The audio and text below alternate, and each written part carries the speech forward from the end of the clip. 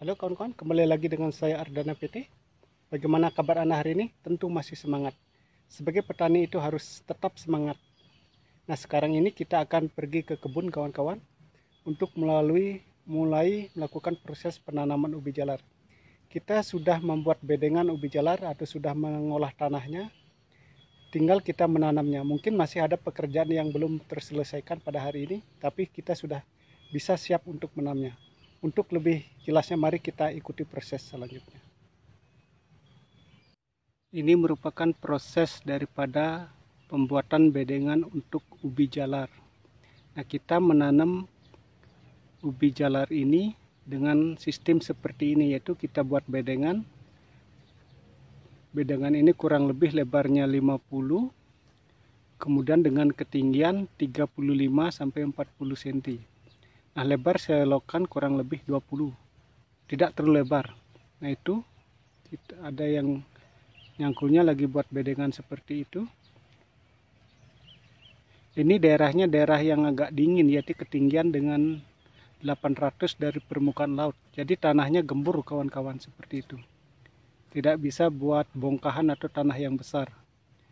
Tapi di sini walaupun kena hujan, kena panas, jadi tanahnya tetap gembur. Jadi begitu juga dengan menyangkulnya, sangat mudah sekali itu. Nah, bisa dilihat seperti itu. Ini bedengan yang sudah kita buat. Kita sudah tinggal siap tanam saja. Jadi sangat mudah sekali sebenarnya penanaman ubi madu ini atau ubi jalar ini.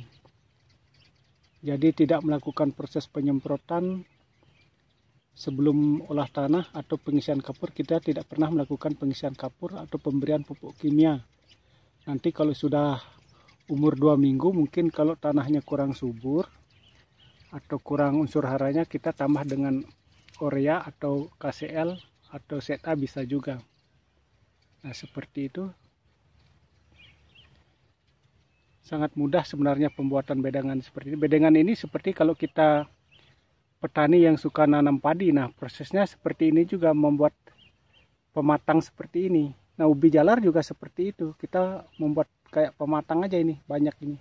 Nah, itu di sebelahnya mungkin masih ada rumput dikit-dikit. Di sebelahnya itu kita sudah nanam itu, ya cukup luas juga itu. Nah, baru nanam baru 2 hari.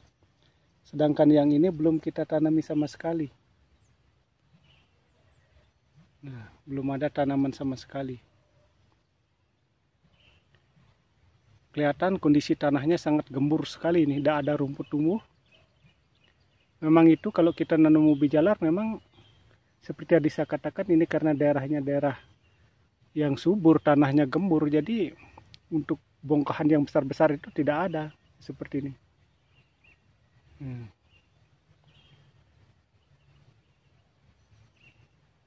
Nah, itu di sebelahnya juga ada tanaman, ada kayu-kayu turus. Dulu pernah sempat nanam timun, sekarang ditanamin kul.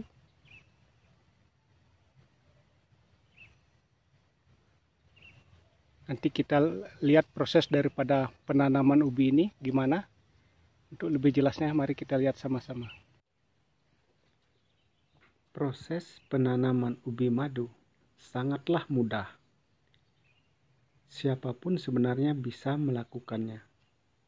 Nah, Pak, kita lihat itu panjang daripada pemotongan ujung daun dari batang ubi kurang lebih 20 cm atau 25 sudah maksimal itu panjangnya.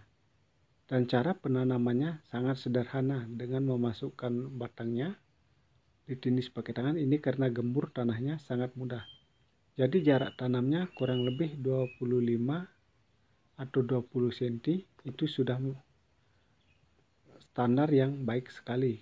Ada juga yang menanam dengan jarak 30. Jadi kalau terlalu dekat jarak tanamnya seperti 10 cm atau 15 cm, memang buahnya banyak tapi kecil-kecil. Tetapi kalau jarak 20 atau 25 itu standar, buahnya akan bagus sekali, dia akan besar-besar dan panjang. Kalau jarak 30 cm memang agak besar sekali, tapi agak longgar. Tapi kalau untuk bagi pengepul yang menyukai umbi yang lebih besar, memang jarak 30 sangat ideal sekali. Nah, sebenarnya penanaman ubi jalar ini yang kita lakukan ini adalah di daerah yang kering, tidak ada genangan air. Jadi enak sekali penanamannya tanpa kita basah-basah kena air seperti itu. Nah, karena tanahnya gembur di sini, walaupun seperti tadi yang saya katakan, walaupun dia kena panas, kena hujan, tanahnya tetap gembur seperti ini. Sangatlah mudah di dalam penanaman ubi madu ini. Dan mungkin semua masyarakat pada umumnya sudah mengetahui apa ubi madu itu. Jadi pasaran ubi madu itu sangat menjanjikan.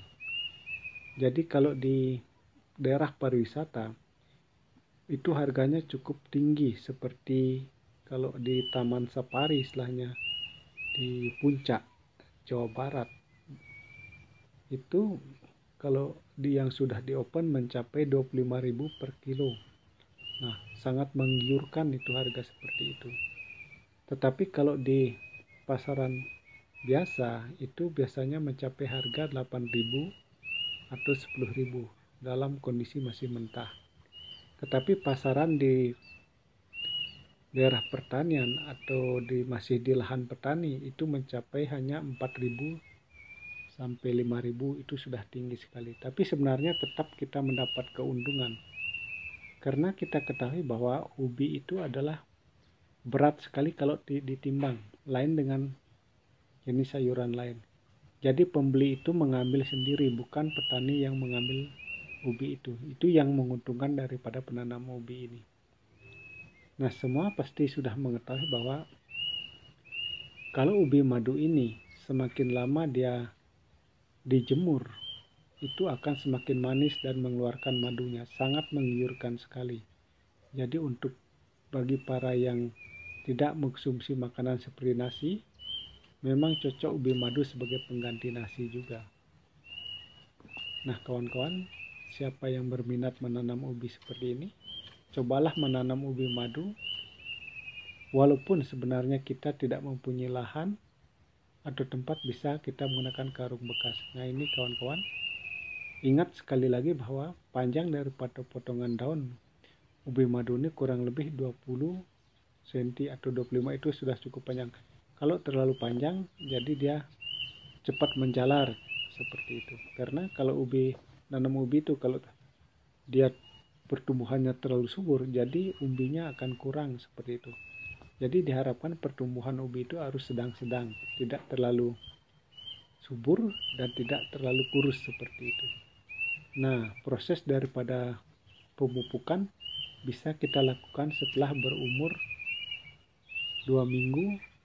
Nah, sudah bisa kita melakukan pemupukan seperti itu. Nah, mungkin sampai di sini kawan-kawan video yang saya buat. Semoga ini bermanfaat bagi kita semua. Mohon doa dan dukungannya.